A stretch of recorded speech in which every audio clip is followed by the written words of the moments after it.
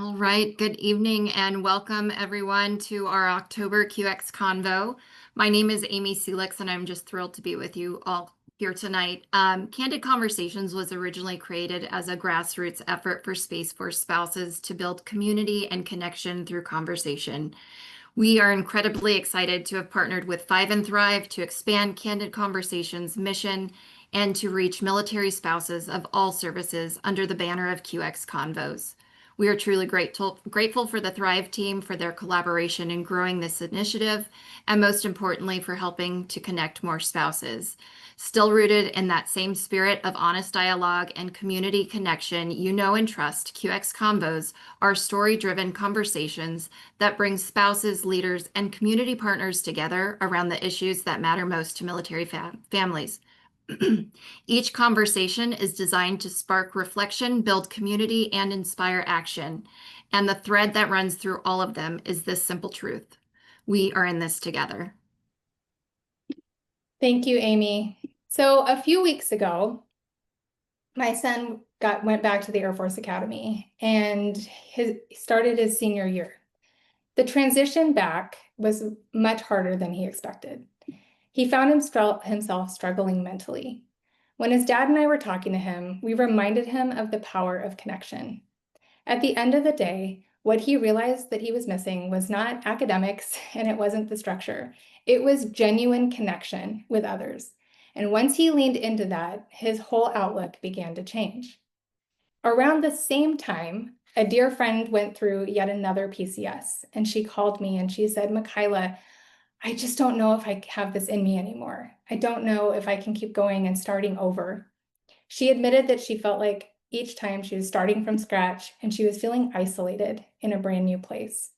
What she needed most was not advice or a checklist.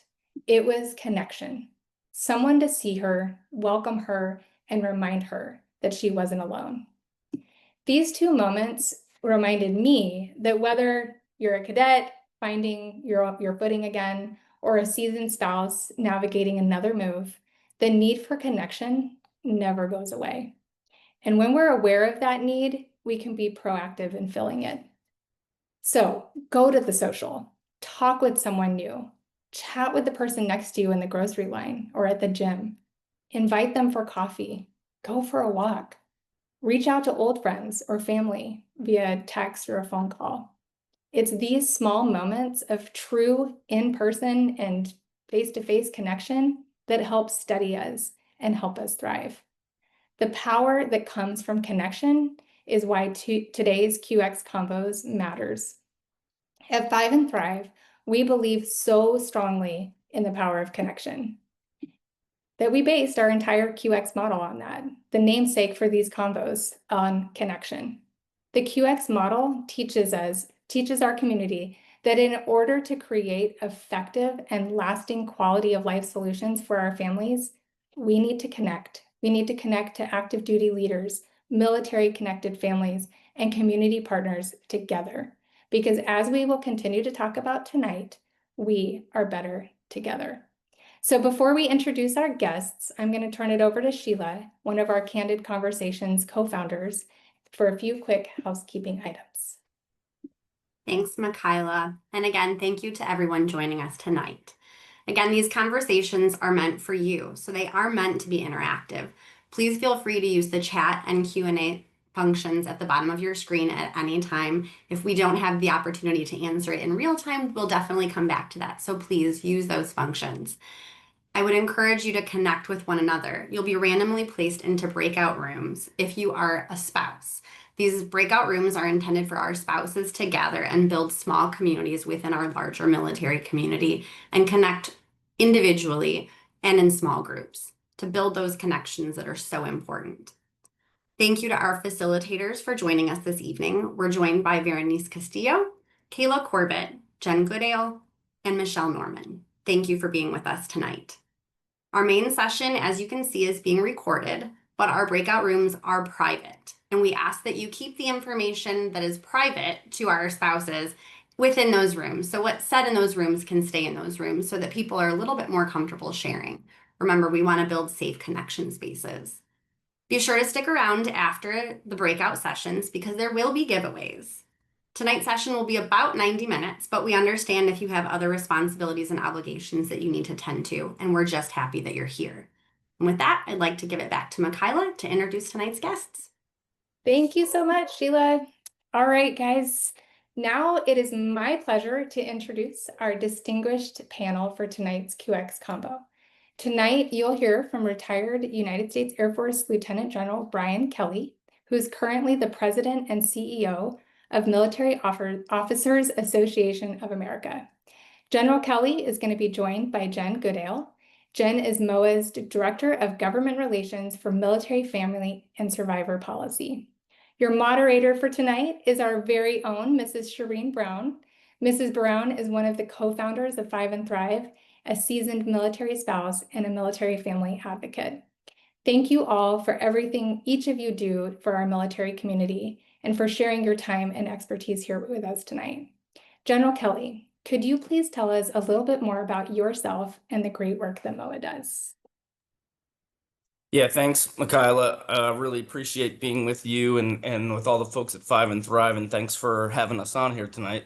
As you said, I was a lieutenant general, now retired from the United States Air Force, and I spent about 34 years doing that job. And my last post in the United States Air Force, if you will, was as the Air Force A1. So I was the people person in charge of all the family programs and all the people programs for the United States Air Force. And I had this wonderful opportunity to transition out of my time in the Air Force and join the Military Officers Association of America in January 2023 as their president and CEO. MOA's main mission, and what we've been doing for 96 years now, is to preserve and protect the benefits that are earned by you all as family members and your spouses, those who are currently serving, those who have served. And MOA does this across all branches and for all ranks and all services. And we do it in three ways. The first thing we do is through advocacy. The second way we do is through education. The third way we do it is through philanthropy. And we have one of our most powerful and one of our best advocates on with us tonight, Jen Goodale. And you'll get to hear from Jen, who does our family and spouse portfolio and does a great job for the community in doing that.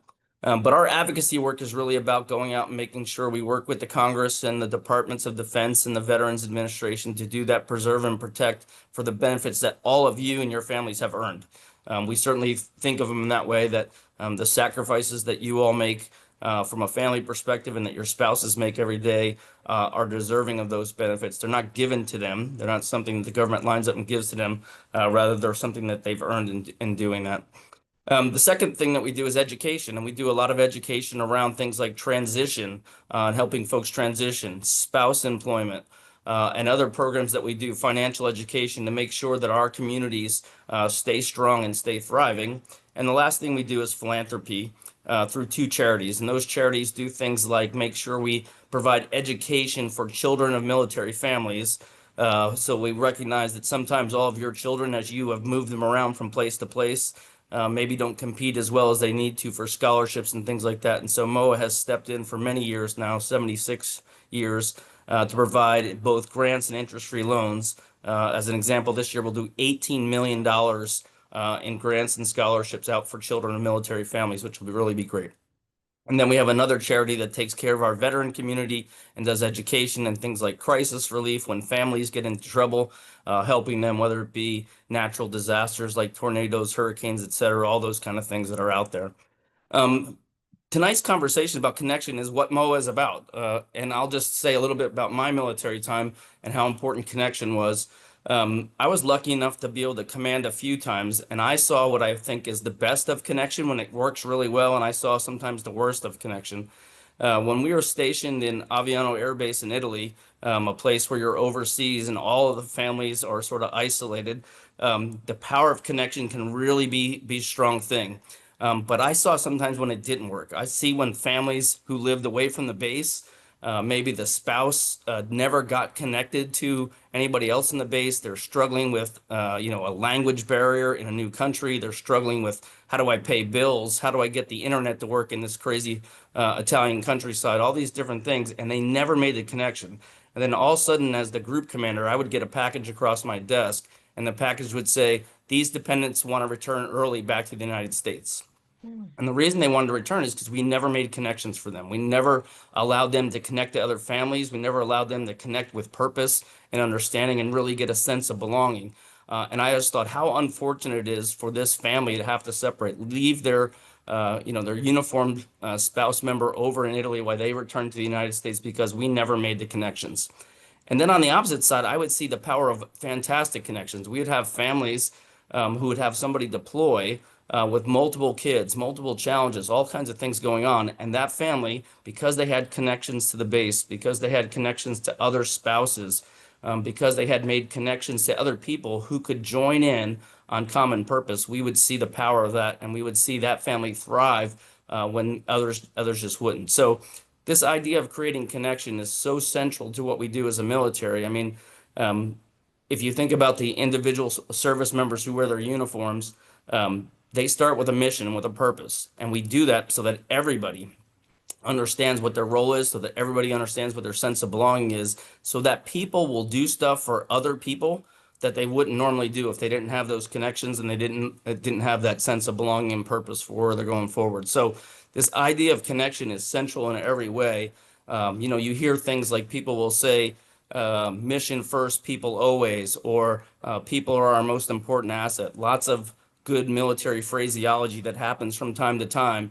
But something actually has to happen to make those things be true.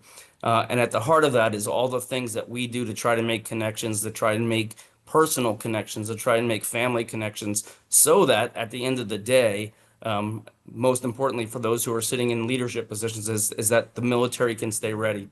One of the unique things I think that's happened, and it didn't always happen fast, but over the last 10 to 15 years, is a great recognition by folks in the Congress and folks in leadership positions that the family and the family connection and the family readiness is all about mission readiness.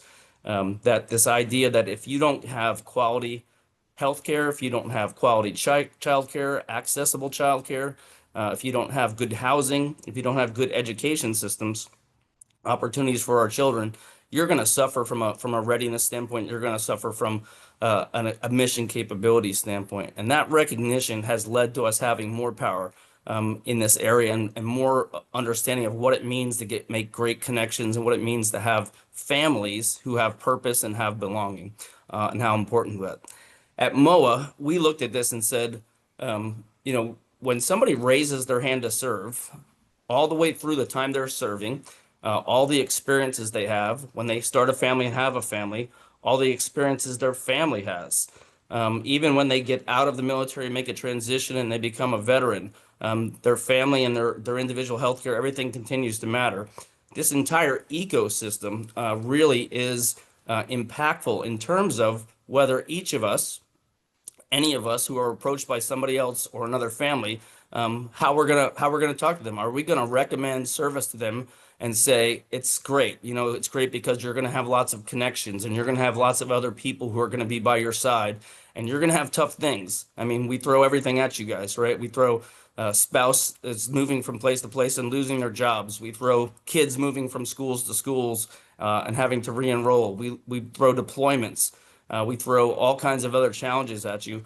And if you don't have those connections, when it's time for you to talk to one of those families or talk to somebody else, are you going to make a positive outlook? Are you going to tell them, absolutely, if military service is difficult because of these connections, though, it's not going to matter. You're going to have the best time. You're going to enjoy your time, and you're going to want to serve. The service and the sacrifices you make are going to be worth it because of the connections you're going to make and because of the support you're going to be provided.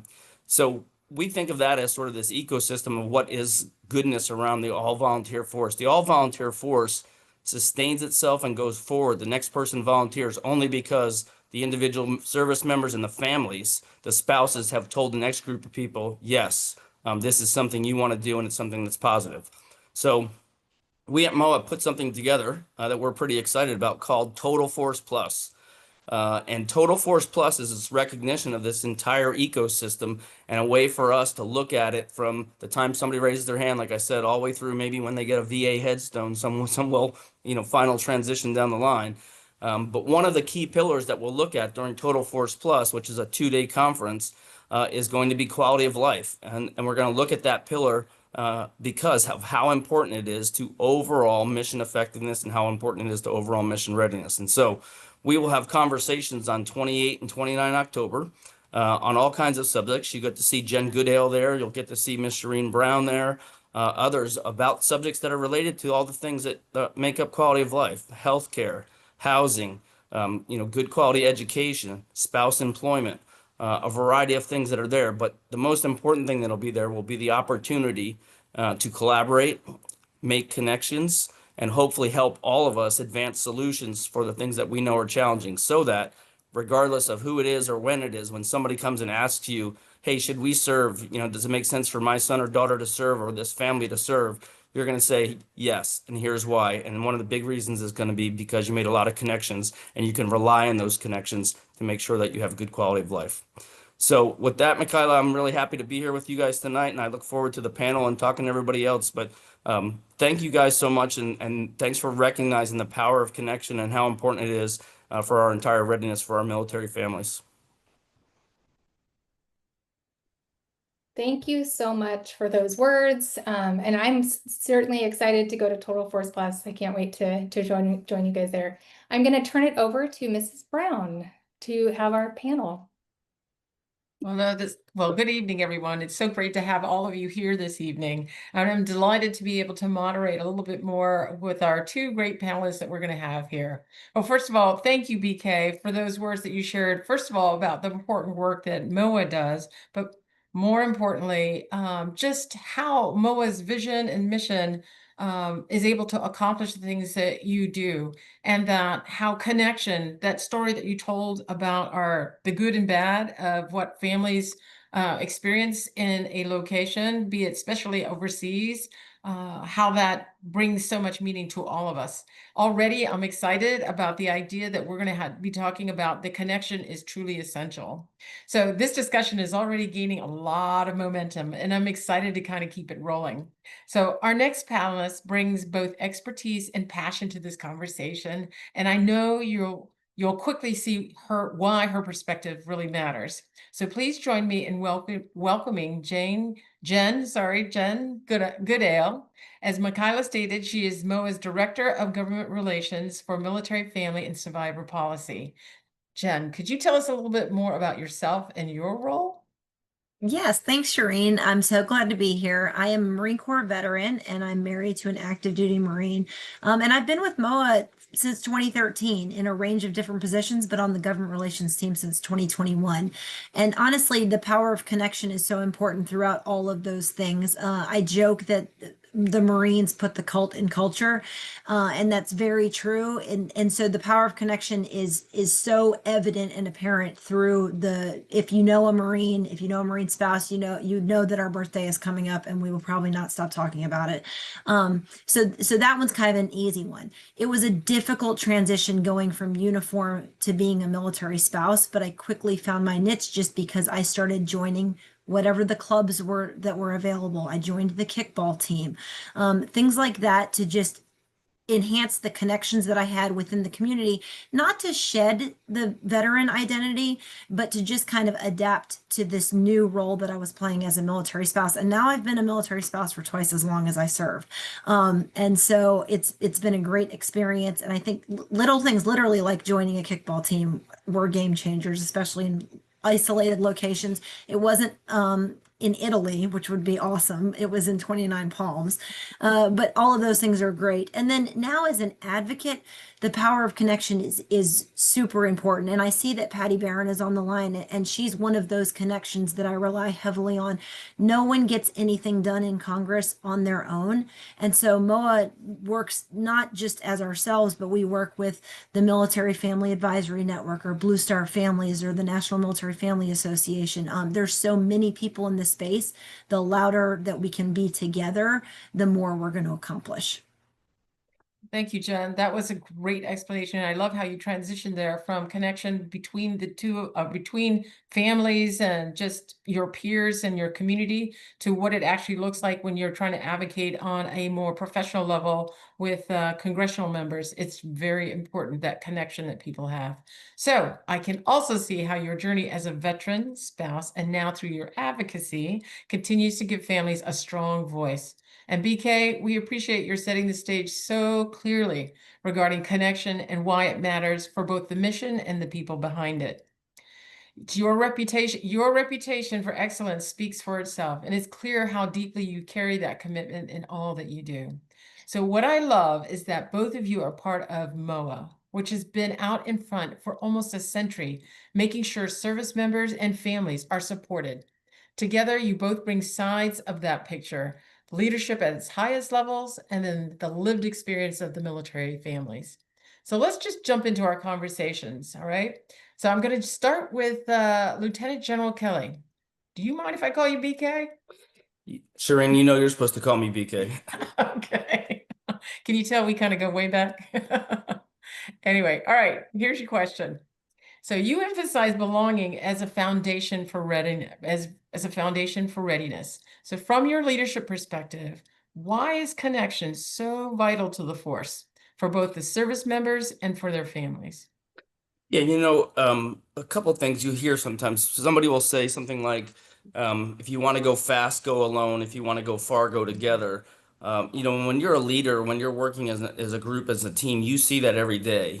They say leaders need to touch somebody's heart before they ask for their hand, but it is so important in our military community because trust, gets earned through those kinds of connections, and you're going to need people. You're going to need people in different situations. I always sort of go to, sometimes people talk about, well, a tennis player is all by themselves, right? See Serena Williams. Well, if you see Serena Williams behind the scenes, Serena Williams has a huge team. She has a huge team that helped her get there, right? Any of the people who are in those situations, it's always about that team and coming together. And our families are part of our team. They're the connection that we have to have. And so, just leadership 101 is about making personal connections and then extending those personal connections into a team setting so that that team can be successful. And I think that just goes across to our families and what they need to do and what we need to do for our families as well, Shireen. No, that is awesome. I love that visual that you said you got to touch someone's heart before you can touch their hand. It means a lot, that personal connection. All right, so Jen, let's switch roles here and just turn it over to you. So you bring a unique perspective as both a veteran and as MOA's Director of Government Relations for Military, Family, and Survivor Policy. How has connection shaped your own sense of identity and purpose across these different roles as a service member, as a spouse, and now as an advocate? Yeah, honestly, I feel like I just covered that, Shireen. And so I don't want to take up valuable time. But the power of connection for me, I'm an extroverted extrovert. I love to connect with people, so it's really easy. I think the important thing, and honestly, at MOA, we've been doing this great leadership training, which is so important to recognize the perspectives and the place where other people are coming from. So for even if you're an extroverted introvert, which is my husband, and so it's like learning about where other people are and how to connect with people that aren't extroverted extroverts. How do we bring them into the fold? How do we make them comfortable in sharing their challenges, in sharing their victories? And I think that's been a good lesson, and being an advocate has allowed me to do that more because I have to connect. We live in this bubble. We're stationed here at the Pentagon, and I've lived in this DC bubble for a little bit too long, and I kind of forget what happens outside. So it's vital for me to make those connections outside the beltway, and I think the power of connection cannot be overstated. No, that is excellent. I love the fact that you talked about that personality trait of being extroverted introvert or extroverted extrovert. Yeah, that sounds a little woo in your face, but that's okay. That's why you have the job that you do, which is a wonderful thing. So to each of you, I'm going to ask you this question. So we talk about spouses having a seat at the table. In your experience, what does it really look like for spouses to not just be present, but to be recognized as essential contributors to readiness and quality of life. Who wants to go first? I'll jump in, Shireen. I can remember when, this is sort of gaining momentum, but in the beginning, we who were wearing the uniform, we used to make policies and make decisions, and then we would ask you after we implemented, we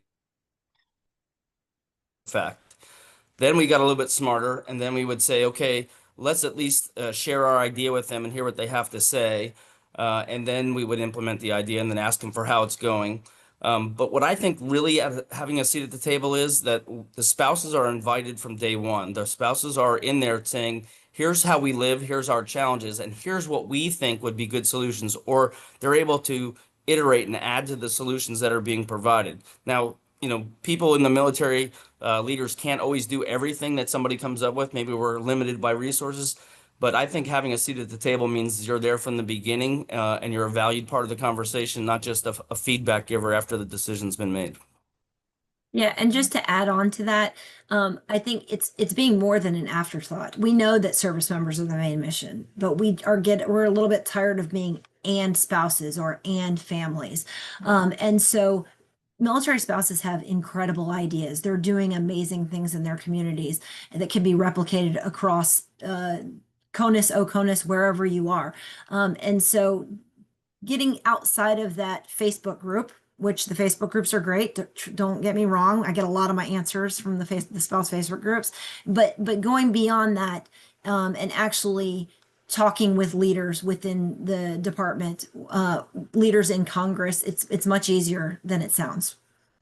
That is awesome. So glad that you added that part where you're engaged with our congressional members. And to BK, just the idea that you're leveling the playing field. Yes, we want to be able to have spouses there, but sometimes, we have to have kind of cut off the good idea fairies, right? So very much that. All right, now let's flip the tables, and I'm going to go right back to you, Jen. Ready for this one? Let's go. All right, here we go. So there are 3 areas that can shape one's identity and sense of belonging, and those are PCS moves, deployments, and reintegration. So what are some practical ways that you found or have seen connections that make a difference in those times of transition? I think one thing that we need to focus on is not just making these connections within our military spouse community, but making them within our local communities. And I can say that in our transition back to the Northern Virginia area, my husband is on our church leadership team. We are both members of the softball board for the local recreational softball league. And those things have been game changers for us, in that there's enough people in our community that are stable and have been here and consider this their forever location, and really expanding outside of our military life, because whether you serve for 4 years or 40, eventually you've got to take off the uniform, and just acknowledging that each of those connections is leading you towards that next stage in your life. And when it comes to deployments, you need those connections, because some childcare situation is going to pop up and you're going to need to have someone that you can call. Mom and dad are not going to always be right around the corner, as we all know. And then on the reintegration, no one understands what you're going through the way another military spouse does. And so those Facebook groups are vital. I see posts where everybody is just jumping in and saying, I understand what you're going through and here's what worked for me. Might not be the right solution for you, but at least you feel that empathy. And I think that you feel heard, and that's so important. No, I love how you were able to share examples of those points of connections for each of those different arenas. It's vital that we have connection in one way or another. And the more points of connection that you have, I think the more relatable. And if one point of connection doesn't work, there's bound to be another one. So there's always another stream. So thank you for sharing that with us, Jen. All right. Back to you, BK. One last question here. You've shared that in your opening, as you talked a little bit about MOA, you shared that Total Force Plus is about moving from ideas to real solutions. So how will this effort ensure that quality of life and those critical connections are front and center, so that families and spouses truly feel that they have a seat at the table? Yeah, thanks, Shireen. I think I said one of our big taglines and one of our key pillars for Total Force Plus is we want to advance solutions. And we're going to do that in a variety of ways. But I think the most powerful way is we will create the opportunity for great collaboration. As was just kind of articulated, if you come there with 2 or 3 connections, I want you to leave with 10 connections and I want you to talk to 40 more people. There's zero chance that I have all the solutions, and Jen has a bunch of solutions, but there's zero chance that Jen has all the solutions. But when the connections get made and Total Force Plus provides the opportunity for collaboration on this subject of quality of life, the power of having all the folks with different viewpoints, different thoughts, different ideas about that collaboration together is how we're going to advance those solutions. And you get to be part of it. If you come and you participate, and you make connections at Total Force Plus, you will be able to be part of this group of people that hopefully, when we come back and do Total Force Plus a year later, because we're going to make it a yearly event, and we're always going to have quality of life as a pillar each year. The next year, we're going to hear about what solution got implemented because it started during a collaboration session at Total Force Plus, and that's the idea. All right, I love this. You haven't even started Total Force Plus yet, and we're already talking about next year. Talk about the power of momentum. I just love it. This is great. All right, so we've covered a lot of topics here tonight. And so as we start to wrap up here, I have just one question left for the both of you. So this question is, if you could leave military spouses with one key takeaway about the power of connection, and we've talked about a lot of different things, what would it be? I'll go first. Okay. Never underestimate the power of connection. I lost my parents at a relatively young age. I was 26 when my father passed and 28 when my mom passed. And now I have 2 teenage daughters. And the connections that I have made with other military spouses who have children, that they're like basically teaching me how to be a mother. And you can't put a price tag on something like that. And it's never something that I thought I would need. And it's something that I've really just come to rely so heavily on. And then there's the lighthearted connections, the ones that are like, hey, let's go get a drink because it's Tuesday afternoon and it's been a day. It's been a week, let's say. And so there's power and connection at all levels, whether it's that someone's teaching me how to be a mom or someone that's just like, let me get this off my chest because it's been a crappy day. Yeah, I love that idea. There's a mental health component to this as well. And sometimes our peers can really show us in different ways. I appreciate that thought. Thank you. And sorry, losing your parents is just a difficult and challenging moment. But the idea of knowing that friends are there to be able to help you and share and learn is huge. All right, we'll turn to you, BK. Final words? Yeah, so service, that word, connotates that things aren't always going to be, cotton candy and puppy dog tails, right? It's meant to be hard. We're serving to do hard things, and doing hard things can be really rewarding.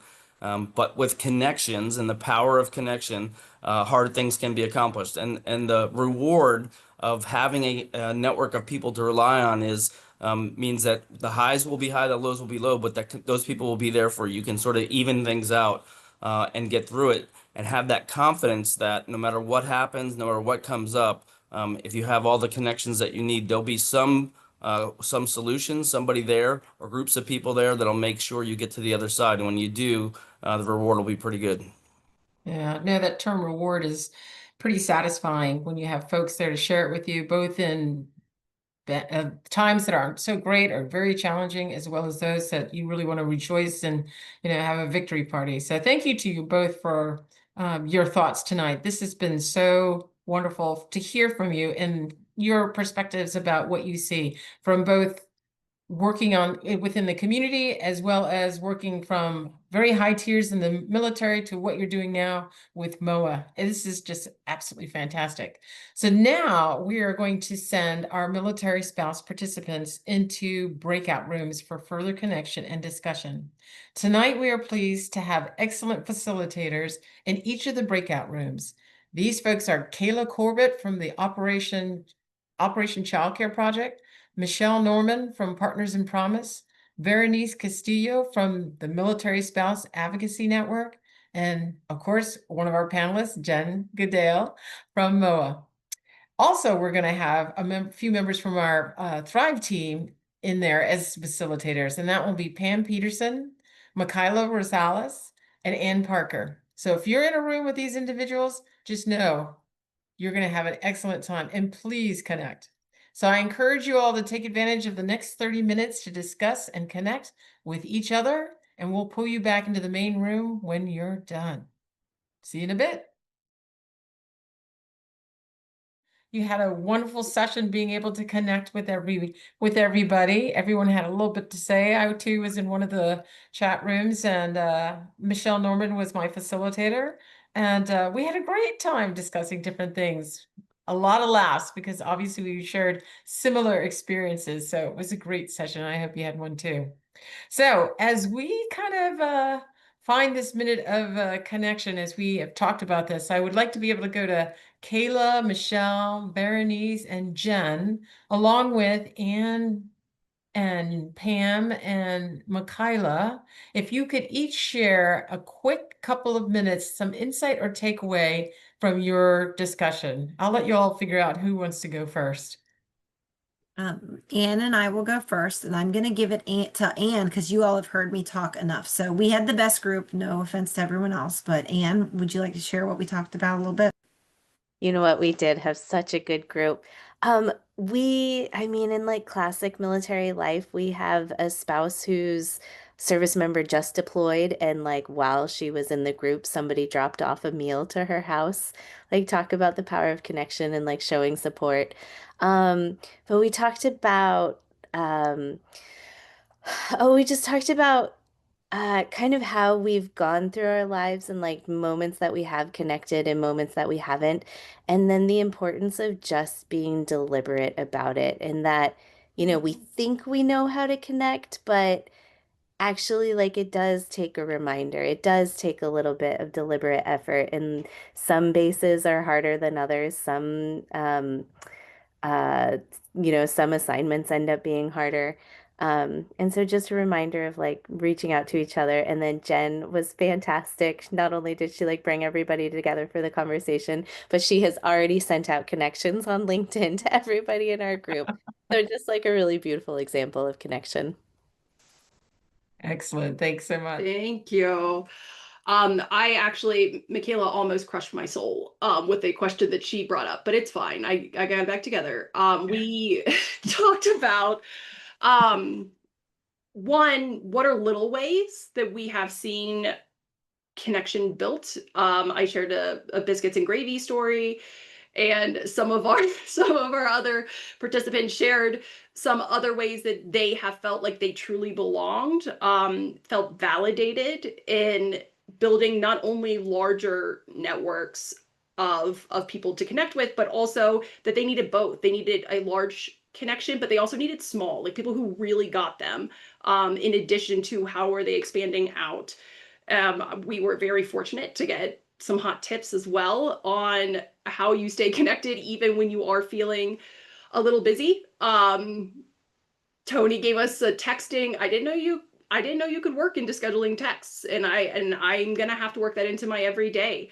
And then, yeah, right as we were getting ready to close, we were kind of talking about how do you build deeper connections. So how do you go beyond that surface level of, hey, how are you? The weather's nice kind of a situation. And Michaela's telling us about her riveting grocery store trip, and she noted, and I don't know why this is so crushing, but she said that she just noticed that the person she was talking to was holding something, and so she said, how are you really doing? And that allowed them to really zone in and kind of get deep. Nothing else really mattered at that point, even if it was a busy store. And I think that what I kind of brought up is a lot of times we have so much happening that we don't check in with ourselves, and that makes it harder to check in with others. And so I loved that as a rhetoric, a way to get that conversation going and to really stop and think for a minute, how can I connect? How can I kind of get this off my shoulders and then help the people I'm around as well? Thanks, Kayla, so much. All right, so who should we turn to next? Berenice, Michelle? Okay, I'll go. We had a really great group, and I opened it up because I am that extroverted introvert. So I'm like, okay, so tell me about yourself. But no, we really enjoyed it. Everyone shared some really great tips with us because I think we were just trying to acknowledge what we go through every time we PCS. And so the very first personality, we talked a little bit about how to start small. You know, when you go to a new location, sometimes it's just doing something like joining a book club or the pickleball club or whatever, just using your passion to start making connections in that way. And a lot of times those do become a more long-term connection that really helps you out in those communities. So I really loved learning a little bit about that. We also talked to another spouse about connecting early and often. And that sometimes it's hard because you may not have that comfort zone to really put yourself out there. But that really is a great way to form connections, especially if you're in a non-military duty station where perhaps you just don't have a lot of folks. Maybe you're in a recruiter, so there's maybe not a lot of other spouses around you. But how do you be able to meet folks that way and show them the value, you know, of making friends with military spouses?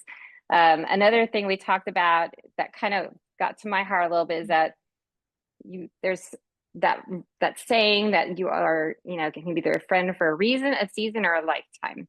And kind of going into a situation knowing that you can kind of, I'm not saying categorize different connections in that way, but at least you can kind of feel like, okay, I'm going to need this person for a while, but we may not be like Facebook friends forever after that point. But those are different connections and values of strengths of connections that you just recognize that may happen at each duty station.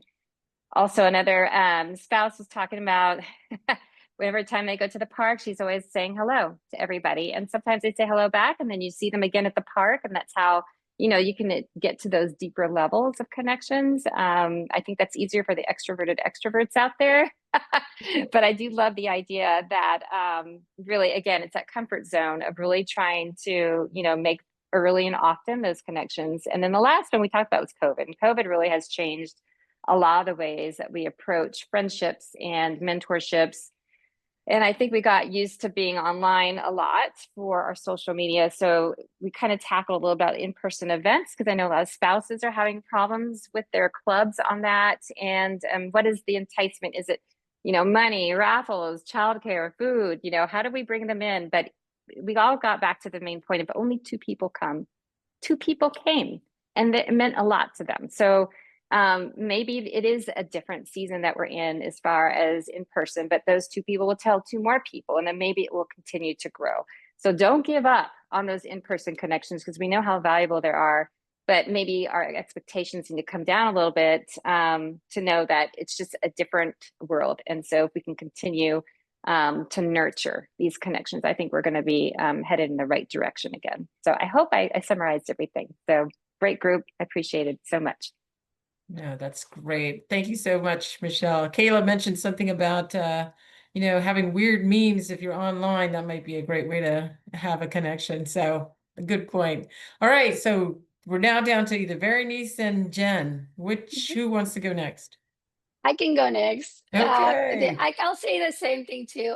We had a wonderful group, and it was wonderful. Sean was in our group, and right away he posted his phone number and said, "Hey, if you guys need anything," so we all share our phone numbers. So now we have that kind of relationship where we have our phone numbers and we can connect with each other. I was in a group with a bunch of leaders. Those that want to do change, those that want to do things better, those are focusing on what is it that is happening. And we address a lot of different things from challenges at an installation that is not very active and it doesn't have a lot of things, to comparing it to one of those when you're overseas and you have everything and you have that community. We also address, kind of like with Michelle's group, a little bit of how COVID was a big influence to before and after. And we also mentioned about, even if it's one military spouse that you're supporting, we should not focus on the number because you might be saving somebody's life and we just don't know it. So that one military spouse is a big difference. Something that was also brought up, it was how so many, we are focusing on the big picture, which is everybody's trying to go big, changing big things, big events at a national level and all of that. But we are leaving gaps in between when it comes to the local communities, if it's exactly what we want to focus on. And is how come we don't start doing more events like this, but instead of doing so big, We don't focus at a unit level, at a community within, even within your block, or something that is going to really bring those people that are going to be a part of those groups and start building those relationships, starting from there and then going big, then everybody going big, and then you're leaving everybody down here. Which I thought that was a great point. So we had from active duty veteran spouses, we have a National Guard spouse that was sharing, of course, her perspective. That, of course, they're not dealing with the moving and the tracker and all of that, but you know what? She works still within the military. She's part of it, and she is not leaving anybody behind. And how much she focuses to making sure the spouses are being supported. We talk about homeschooling and how you can build relationships through that. And the kids, I mean, we got to focus on the kids. They leave everything behind, and it's not as easy for them sometimes to make the relationships that we do. We have a to-do list. We're programmed to know where we're going next, but sometimes our kids don't. So we got to make sure that they are also taken care of with those connections. So we had a really good conversation. So I'm going to stop there because I know that there's someone else that has got to go. Well, it sounds like it was pretty extensive. Oh my gosh, from kids all the way to, one person showing up at an event. I think that's awesome. And just the fact that Sean started off with his phone number shows that sometimes leaders are just, let's get the action right out front and go with it. Excellent. All right, Jen. All right. Share with us what you've done. So Sasha said something important, which was meet people where they are. And so not everybody is ready to connect today. If you send out that invitation, don't get discouraged because someone doesn't want to connect with you right away. Continue to invite them. And then if someone reaches out to you and you're not interested, you're just like, hey, now is not the right season, as Michelle said, but please continue to invite me because at some point there's going to be an opportunity for this. And then Sabrina brought up that not every duty station is going to have a bunch of people that you connect with. And that's where those long distance connections are so important. And I think I kind of glossed over that in that, yes, you can maintain, even if the connection is not right there and it's physical, you can have that person that you rely on because we have these. And so they're basically like right there. You can FaceTime and it's a great opportunity to maintain those connections. No, I loved how you touched upon sometimes when you're in a place where it's difficult to connect. And just as important as it is for our spouses and family members to be able to reach out to maybe our friends at previous stations, I have this strong suspicion that our kids do a lot of that because I've come across some kiddos who, they may be in the US someplace, let's just say Maryland, and they're reaching out to their friends in England, regardless of the time frame. So right? Back to what Veronice was saying, we got to look out for our kiddos as well. So I love the idea that you were able to connect or have that discussion about meeting people where they are and being able to reach out as often as they would like to be able to do so. But this sounds like it was a great discussion and connections in all of the different groups. So thank you all for being a part of that.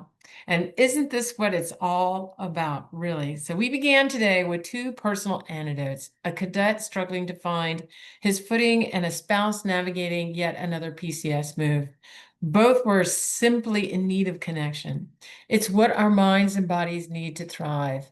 It's what our society needs to thrive. So in theory, it isn't difficult, a conversation, an invitation, or just a moment, but it does take deliberate effort.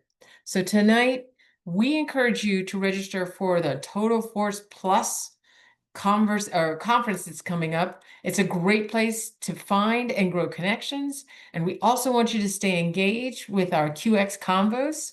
Our goal is to make that deliberate effort easy by always offering you a seat at this table. See, we hope to empower you to bring what we focused on tonight home to your own community. How could you focus or how could you foster a spark of connection at home? Is it worth it to put that deliberate effort? Because at every stage, connection is what steadies us. And we are, after all, in this together.